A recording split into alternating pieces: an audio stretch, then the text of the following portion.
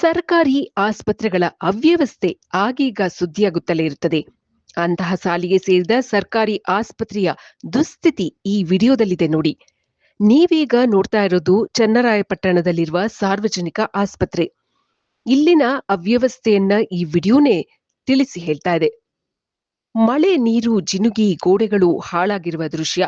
ತಾರಸಿ ಕೂಡ ಶಿಥಿಲಗೊಂಡು ಯಾವಾಗ ಬೇಕಾದರೂ ತಾರಸಿ ಹಾಗೂ ಗೋಡೆ ಕುಸಿಯುವ ಸಾಧ್ಯತೆ ಇದೆ. ಔಟ್ ಪೇಷಂಟ್ ಆಗಿ ಬರುವವರು ತಮ್ಮ ಸರದಿ ಬರುವವರೆಗೂ ಕಾಯಬೇಕಾಗಿರೋದು ಇದೇ ಶಿಥಿಲಗೊಂಡ ತಾರಸಿಯ ಕೆಳಗೆ. ತಾರಸಿ ಕುಸಿದು ಬಿದ್ದರೆ ದೊಡ್ಡ ಅವಘಡ ಸಂಭವಿಸುವ ಸಾಧ್ಯತೆ ಅಧಿಕವಾಗಿದೆ.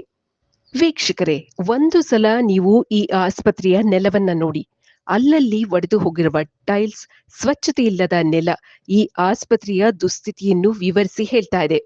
ಚನ್ನರಾಯಪಟ್ಟಣದ ಸಾರ್ವಜನಿಕ ಆಸ್ಪತ್ರೆ ಇದು. ಚನ್ನರಾಯಪಟ್ಟಣದಲ್ಲಿರುವ ಜನರಲ್ ಹಾಸ್ಪಿಟಲ್ನ ದುಸ್ಥಿತಿ ಇದು. ಈ ಸರ್ಕಾರಿ ಆಸ್ಪತ್ರೆಯ ಕಡೆಗೆ ಆರೋಗ್ಯ ಇಲಾಖೆ ತಕ್ಷಣವೇ ಗಮನ ಹರಿಸಬೇಕಾದ ಅಗತ್ಯವಿದೆ. ಎಲ್ಲೆಲ್ಲೂ ಅವ್ಯವಸ್ಥೆ, ಧೂಳು, ಕಸ, ಶಿಥಿಲಗೊಂಡ ಕಟ್ಟಡ. ಇದು ಚನ್ನರಾಯಪಟ್ಟಣದಲ್ಲಿರುವ ಜನರಲ್ ಹಾಸ್ಪಿಟಲ್ನ ದೃಶ್ಯ. ಈ ಸಾರ್ವಜನಿಕ ಆಸ್ಪತ್ರೆಗೆ ಈಗ ತಕ್ಷಣವೇ ಟ್ರೀಟ್ಮೆಂಟ್ ಬೇಕಾಗಿದೆ ಎಂದು ಸಾರ್ವಜನಿಕರು ಅಭಿಪ್ರಾಯಪಟ್ಟಿದ್ದಾರೆ.